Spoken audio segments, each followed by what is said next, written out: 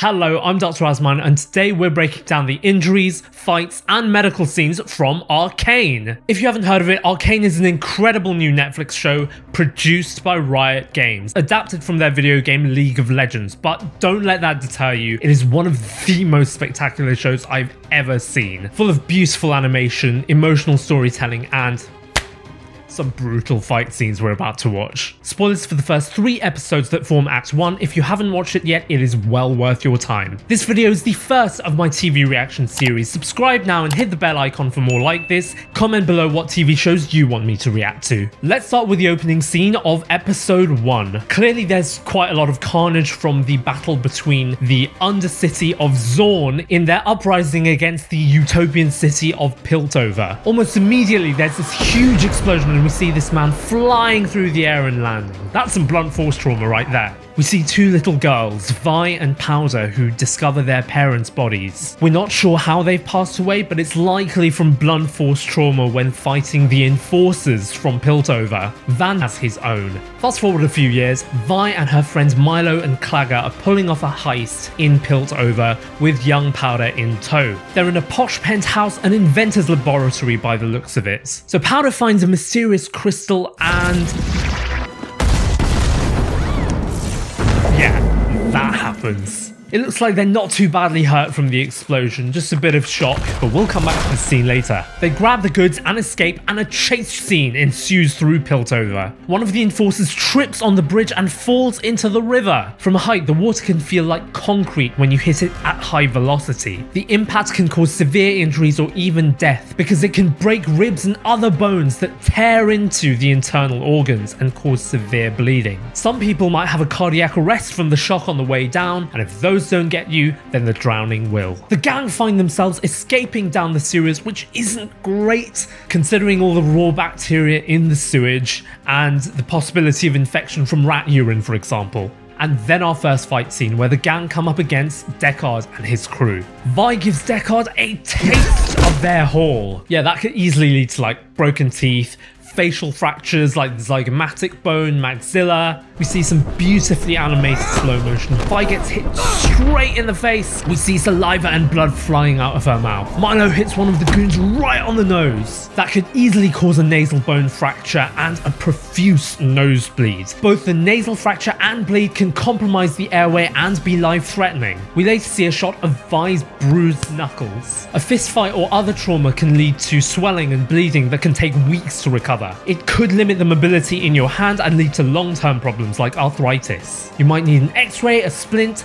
and fractures might require surgery. Vander is treating Vi's wounds with alcohol to sterilize it. Alcohol is an antiseptic, so it can kill bacteria. However, things like alcohol and hydrogen peroxide can potentially damage the surrounding tissue. So for minor wounds, it's probably best to just run it under cool running water, wash with a mild soap to get rid of any dirt, debris, and bacteria. Also, drinking alcohol to numb the pain is not a good idea either. It impairs wound healing and the body's immune response. You'll notice that the Piltover Enforcers are wearing respirators when they're down in the Undercity. We know in current times how useful respirators are, what with a virus going around these days. In this case, it probably helps to protect their lungs from pollution and dust and particulates. Those of us who live in cities breathe in so much pollution from the cars, the environment, the factories. You're likely to see black deposits in our lungs, and that's why it's so important to get pollution down. For those of us with asthma, pollution can trigger an asthma attack, and we might need to take one of these inhalers or seek hospital treatment if it's really bad.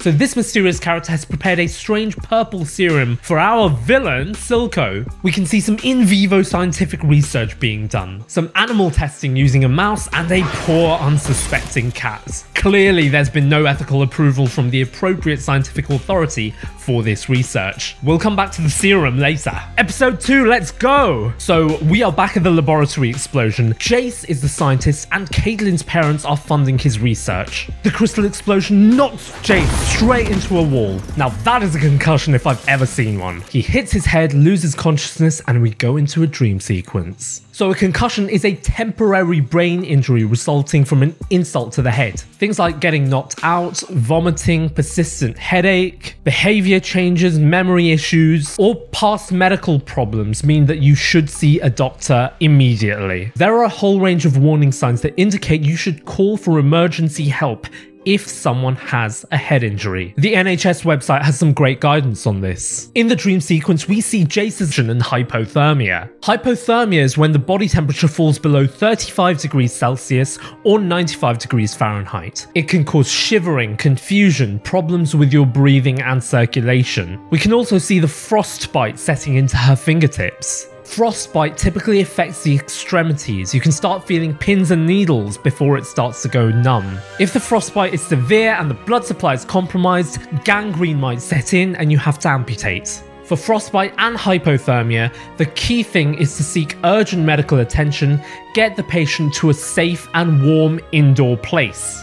Remove any wet clothing and wrap them in a blanket. Avoid hypothermia and frostbite by layering up in the winter. Avoid staying out in the cold for too long and avoid bodies of cold water. Yeah, and using magic to turn winter into spring will probably help warm your patient up too.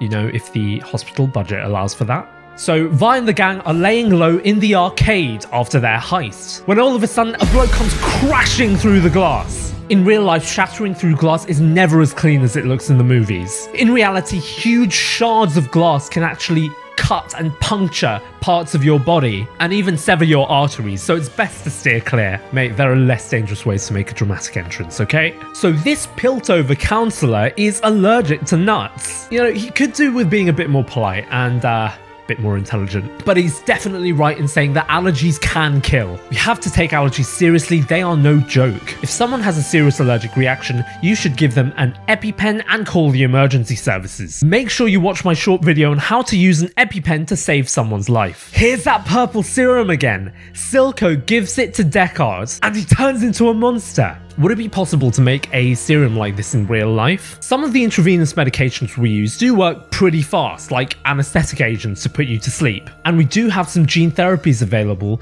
that can alter our DNA in potentially life-saving ways. But it's very unlikely that any real-world serum would cause such dramatic intracellular changes that it completely reconfigures the person's body in seconds. Now we get to episode 3, the most mind-blowing one so far. Oh my god, serious spoilers ahead, get your tissues ready for this. So the enforcers have come to arrest Vi, but Vander forces them to take him instead, and then something shocking happens. Grayson, the enforcer, is completely obliterated by Deckard, her blood splattered across the window. That likely means he hit her with such force that it broke her skull, probably ruptured all her arteries, fractured multiple bones, and ruptured internal organs too. The kind of impact you get if you fall off a very tall building. That extent of injury is incompatible with life, so it's no wonder she meets a swift end. So black eyes are due to swelling and bruising around the eye. That's because the underlying capillaries have become damaged